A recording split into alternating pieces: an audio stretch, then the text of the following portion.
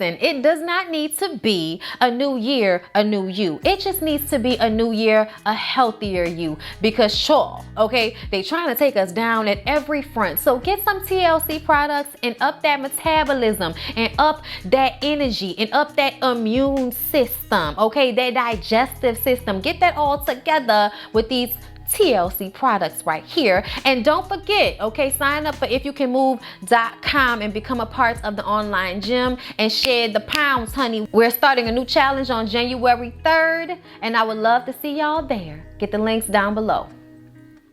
Hey everybody, what's up? It's your girl Bondi Blue, and I am back for another Married at First Sight. Y'all asked me to review this, okay? Last season I did it because it was in New Orleans. This season I'm doing it because you guys have asked me to, and it's not like I have a lot of shows to review these days, so why not, okay? I'm continuing not to be on camera for the time being. I will be back on camera for, like the Sunday night videos and stuff like that. But for right now, I'm preferring to not until my face is not as inflamed and such. I just don't feel like putting on makeup or having a light staring into my face. So yeah, you guys, we're going to be doing these like this a little bit more often until I feel comfortable again. Okay. All right. So let's go ahead and get into the couples. Okay. So we have Brianna and Vincent. Okay. Which is the darker complected young woman with the braids. And Vincent is the bald-headed, light-skinned black man here with the beard. Okay. Listen, they're probably going to be my favorite couple. All right. Brianna is type A. She is in engineering and she wants a man who makes more money than her. I was not sure if that was the case, but I know that Vincent absolutely makes money. He is an auto broker. And once you have changed the title to something a little bit more snazzy, you're no longer a car salesman, you're an auto broker. Okay, listen, I'm not mad at it. Okay. I think he's probably like my favorite out of all the guys. So I think they're gonna be cute and I'm excited about them as a couple. But he told us his last girlfriend left him because he didn't have a degree or a corporate job. And I'm just kind of like, that is not the first time I have heard that. And it's so bothersome to me. Like, why the hell is that so important in 2020? In 2020, it should not be that important for a man to have a degree because there are so many of us who are in debt because we have these degrees. And some of us aren't even using said degrees. Okay. So that should not even be that important. And as far as a corporate job, why are you more excited about a man who makes somebody else money instead of a man that owns his own business and is, making his own, money? Like, I don't understand that. To me, I love a good entrepreneur, especially somebody that's actually making money. Like, I can't remember what show that was where the guy was like owned his own barbershop and his girlfriend wanted him to stop doing that so that he could get a corporate job. And then she got mad. Oh yeah, I think that might have been divorce court. And then she got mad when he wasn't making as much money at the corporate job. And it's just like, well, that's what you asked for, honey. People who are bosses have more room to make more money as far as I'm concerned, and they have the freedom to dictate their schedules. So I personally feel like someone who owns their own business is better than someone who works in corporate America and is a slave, basically to their systems. I have worked in corporate America. It is not what I prefer. Now, everybody is not the same. Some people are good as employees and they should be employees. They don't want to have to worry about the overhead and being a boss and what that's all about. And that's perfectly fine. But to have that type of criteria to put on your man, I think that's just ridiculous. So any woman that feels like that, you need to get your mindset together. Okay? Because when I was working in corporate America, there was always a ceiling for me.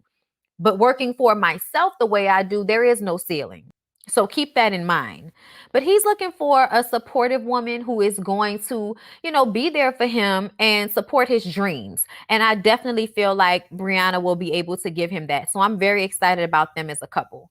Then we have Eric, the pilot. He was in the military. He was married before. It didn't work out, but he definitely wants a wife. He has his little dog and planes on all of his socks, and he just wants to find someone that he can Netflix and chill with every day. And listen, I'm getting the vibe like old boy from last season. I've already forgotten everybody's name.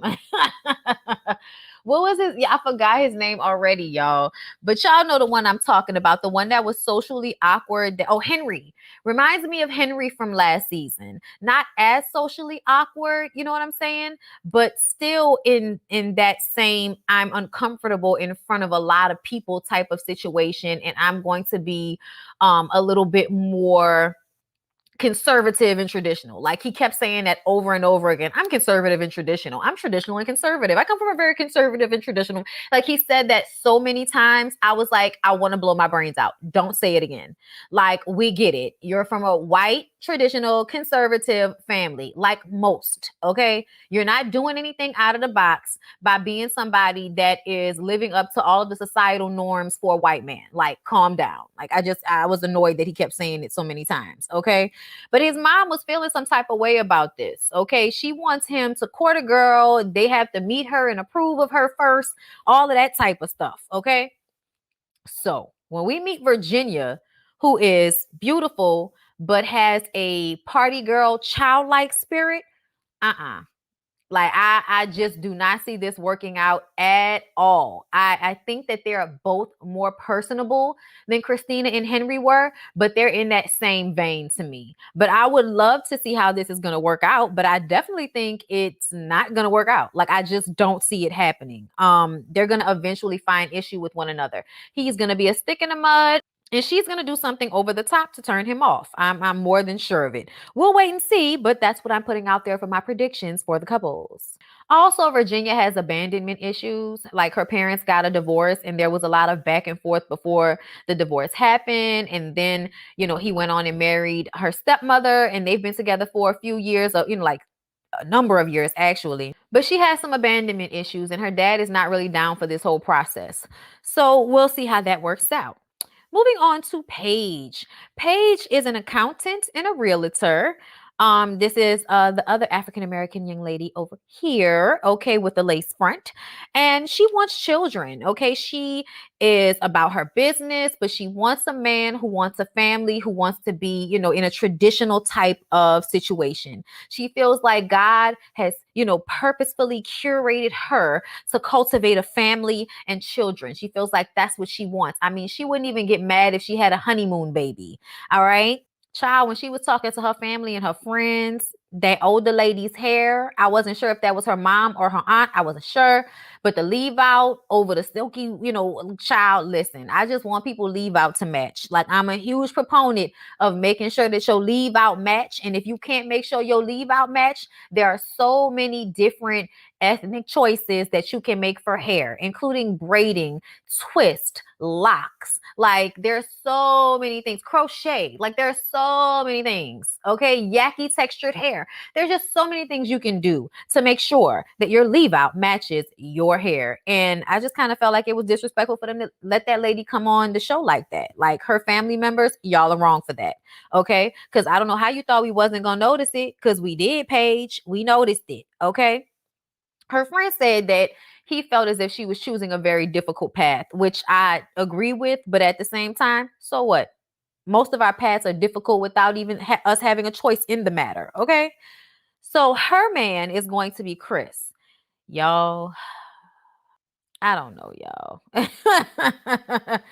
I feel like in essence, they are a great fit. He is so worried about a woman wanting to be with him for his money. I mean, so worried about it. And he also obviously tends to go into most relationships with preconceived notions and then judge women until he is no longer attracted to them. Like that's probably what happens with him. His own grandmother was like, I want you to have an open mind if you're going to do this, but she wants a lot of the same things. She wants to be a conservative, business-minded, bearing children, but freak in a bed, lady in the streets type bitch. Like she wants to be that, and that's exactly what he wants. So I think they might actually end up being a good fit if he could not be an asshole. If he cannot be an asshole, I could definitely see her living up to the submissive wife slash freak thing that he wants. And I want people to understand that you can do both. Because I remember when I was watching the special, one of the people on the show was like, I don't know how he expects to have, you know, a submissive woman and a freak. I'm like, child, that's what they are. Like, I don't know if y'all know, but submissive women a lot of the times are freaks. Okay. In my experience, just because you know when to shut up or when to back away or when to play your position doesn't mean you don't know how to turn shit up in the bedroom. And, you know, there are plenty things that fit under the freak, you know, spectrum. Okay. There are plenty things that are considered freaky things. And it's also, you know, within the eye of the beholder, you know, whose freak meter are we living up to exactly? You know what I'm saying? But either way, I think that they will fit well. And then also they're both very spiritual people. And it's very important for them for the spirituality to be upfront. You know, those people that can't wait to get married so they can do all the nasty shit that they've really been wanting to do. Obviously nobody is saving their situation for marriage. Like, y'all not about to convince me of that. But I do respect that they feel it should be important that they are equally yoked, because a lot of people just completely pass over that fact like it's of no importance, and it is. So then we move on to Hayley, you guys. Hayley says, I do what I want when I want, okay? She's always a bridesmaid, never a bride until now, okay? So that should just give you a little perspective on her. A lot of free spirits with the women. Like, I feel like none of these women have come off very conservative to me, but I think that in essence, Paige and Hayley might be the most conservative of the women. Even though later on I felt like Clara was giving off a different vibe, but we'll get to that. So Hayley, like I said, does what she wants, but somehow they think she's going to fit in with Jacob, who's 40 years old, a bodybuilder. He's kind of a geek, but he gives off a scary vibe to me. Like, I'm sorry, but there's something very like controlling or judgy about his energy. I didn't feel like that when he was by himself, but once he got around other people, there was a very like turn my nose up to people type of vibe. I don't know how they are going to blend. I really don't. But they both seem to have like a standoffish quality to them, because I think Hayley has issues from her last relationship. He got another girl pregnant on her, so she's kind of been detached from her emotions. And Jacob was a fat kid, so he got in shape and became a bodybuilder, but you know, he's still holding on to the fat kid trauma. Y'all know how that can go. For some men, they never get over people shunning them or people not being all into them and everything. And I just kind of feel like, get over it. Everybody has had their heart broken or like somebody who didn't like them. Most people anyway. And I just don't understand why men, specifically, I'm sorry, but Caucasian men have such a hard time getting over being rejected. Like, it's okay, honey. Like, it happens. It's fine. Take a deep breath, take the L and keep it pushing. Move on to the next. Like, that's all you have to do. But you don't have to take it on as a part of your personality to now be, you know, forever damaged by the girls who called you fat in high school or whatever, you know. Not saying that's specifically his story, but that's the vibe I'm getting. So you guys, Ryan, yeah, why is there always a Ryan? Okay, I mean, there wasn't a Ryan on the show last season, but there's always a Ryan somewhere, okay? And they're the type of black men that exclusively date white women. And they talk like this and they show up in the world like this. And you know, that's no slight to him, but there's definitely a vibe to black men who exclusively date white women. And that is the vibe that Ryan gives off. Okay. Like, the only black people he knows are the ones in his family. All of his friends were white. I was kind of like, okay, what is that about? And even though, you know, he sees himself as, you know, a superior minority or whatever the fuck he called himself, I just kind of feel like there's an energy about him that makes me feel like some self-hate issues there. Sorry. I know you want us to believe that you're dating white women just because that's what you grew up around. But a part of me believes that not growing up around a lot of black people made you create some type of negative feelings towards them, you know, because even the way he was like, I've had great relationships with white girls, I was just kind of like, why is that even something you have to like say? You know what I mean? Like if you're out here just freely dating and whatever woman, no matter her color, you know, attracts you, then why do you have to bring up that, you know, I've had great relationships with white girls? I don't know. I just kind of felt some type of way about his energy. But they did put him with a great white girl. I like Clara. I think she's spunky. She's cute. And I think that she wants a guy like him, you know, racially ambiguous. She said ethnically ambiguous, but she meant racially ambiguous. She wants somebody that, you know, you can't tell whether they're Mexican, Latino, Filipino, black, whatever. That's what she wanted. Okay. Nobody that's too black, you know, just black enough. I'm sorry, y'all, but these are the things that these people are saying, and I'm supposed to sit up here and act like, you know, it doesn't lend to the negativities of racism in this country. Okay, because there's a slight fetishizing happening here, but whatever. Um, she's a flight attendant, and she's ready to take this risk. She's very like bubbly and free spirited. I kind of like her energy. So all the guys meet up for the bachelor party and the girls meet up for the bachelorette party. Y'all, I was in and out. This episode was 3 hours long. So I was kind of in and out at this point.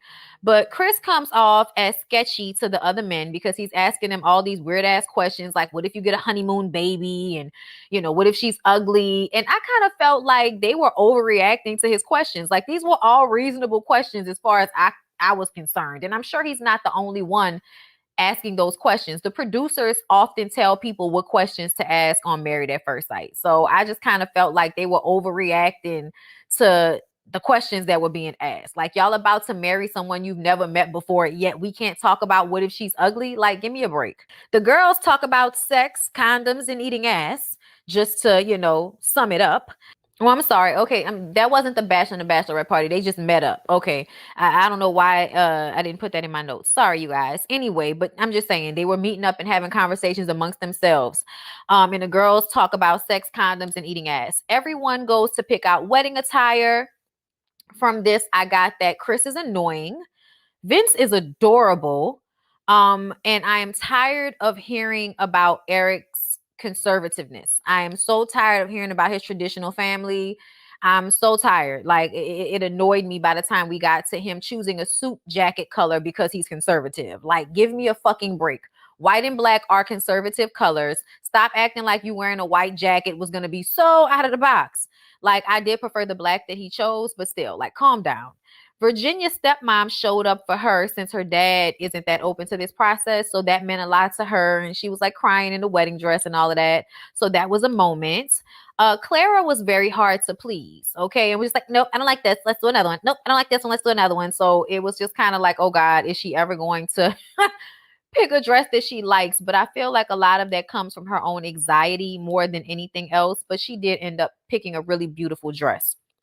So the bachelorette and the bachelor parties. Here we go. So Eric tells us he's traditional again.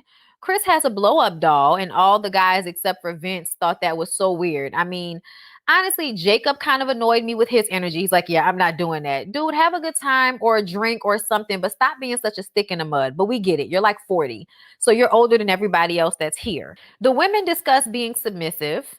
And Virginia throws up because she overdrank. Meanwhile, Clara was keeping it cute because she doesn't want her husband to know she was out here doing the most.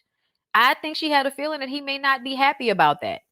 So the day of the wedding, we see Clara and Ryan first. And that's when she talks about the type of man she sees herself with. And he's exactly the type that she sees herself with. They send each other gifts. Hers were more like, you know, since you didn't get down on one knee to propose to me, do it while you drink this drink that I put all the way in the bottom of this bag. That was cute and funny. But his was more like, you know, this beautiful love letter to her, talking about how much music means to him. And then she's like, oh my God, I used to make mixtapes all the time. It's so beautiful. And then she's crying and everything. It's emotional. So yeah, they go to meet one another. She's definitely anxiety filled, and they're blindfolded and they're made to like hold hands, and then they're going to take off the blindfolds and see each other for the first time. And I think it's going to be great. That's when the episode went off. So I kind of was like 3 hours, and this is when I finally tap in. So yeah, you guys, I'm excited about these couples, to tell you the truth. I think this season is going to be good. So yeah, you guys, I hope y'all enjoy. Please don't forget to like, comment, and subscribe to my channel if you have not already. And I'll see y'all in the next one.